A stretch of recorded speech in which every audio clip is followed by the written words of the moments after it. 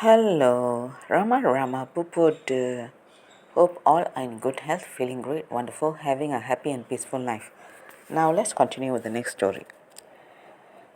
My master will remove your doubts and your problems because he knows the highest truth. That sounds quite interesting, I admit reluctantly, but I regret that the visit is impossible at present. My trunks are packed and I shall soon be leaving for the northeast. There are two important appointments to be fulfilled, you see. But this is more important. Sorry, we met too late. My arrangements are made and they cannot be easily altered. I may be back in the south later, but we must leave this journey for the present.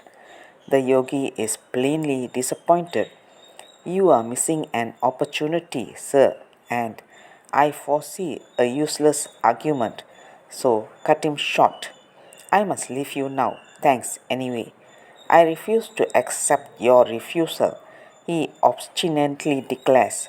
Tomorrow evening I shall call upon you, and I hope that to hear that you have changed your mind. Our conversation abruptly finishes. I watch his strong, well kit, yellow robed figure start across the road.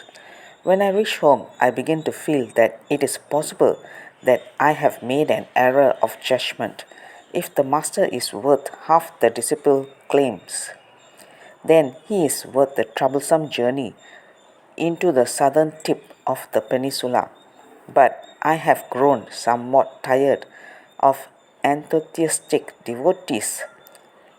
They sing paeans of praise of their masters, who prove on investigations to fall lamentably short of the more critical standards of the West.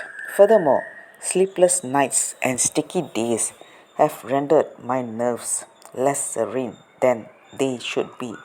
Thus, the possibility that the journey might prove a wild goose chase looms larger than it should.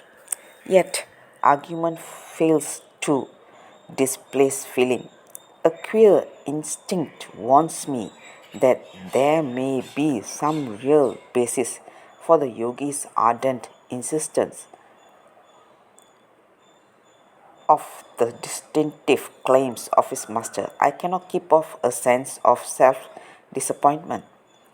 About the time of tiffin, that is, tea and biscuits, the servant announces a visitor. The latter proves to be the fellow member of the ink stained fraternity, to wit, the writer Venkataramani. Several letters of introduction lie where I have thrown them, at the bottom of my trunk. I have no desire to use them. This is in response to a curious whim that it might be better to tempt whatever gods there be to do their best or worst. However, I used one in Bombay preparatory to beginning my quest, and I used another in Madras because I have been charged to deliver a personal message with it. And thus, this second note has brought Venkataramani to my door. He is a member of the Senate of Madras University, but he is better known as the author of talented essays and novels of village life. He is the first Hindu writer in Madras Presidency who uses the medium of English to be publicly presented with an inscribed ivory shield because of his services to literature. He writes in a delicate style of such merit as to win high commendation from Rabindranath Tagore in India and from the late Lord Haldane in England. His prose is piled with beautiful metaphors, but his stories tell of the melancholy life of neglected villages. That's all, folks. Let's continue the next chapter. Thank you. Bye bye. Rama Rama Pupod.